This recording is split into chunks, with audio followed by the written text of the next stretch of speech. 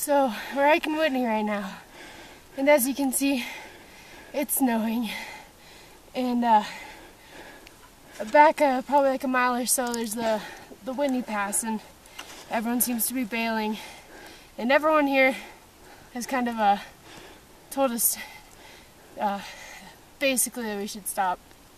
And so, I don't know, we're from Phoenix. We don't know what to expect with this. We didn't bring appropriate hiking gear either. Yeah. So. And our long pants are wet. Yep. All we got is fleece and a rain jacket. So we were turning around. Yeah. Just so you can see. Mount Whitney, you can't even see it. It's right there. We're about half an hour away, but we're afraid of becoming victims of a snowstorm, so we are forced to turn around. So, here's our final point. Probably about 4,400 feet. I'm sorry, 14,400 feet. About 100 feet away from the top, probably.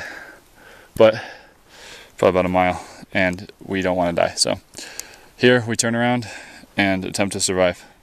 Wish us luck.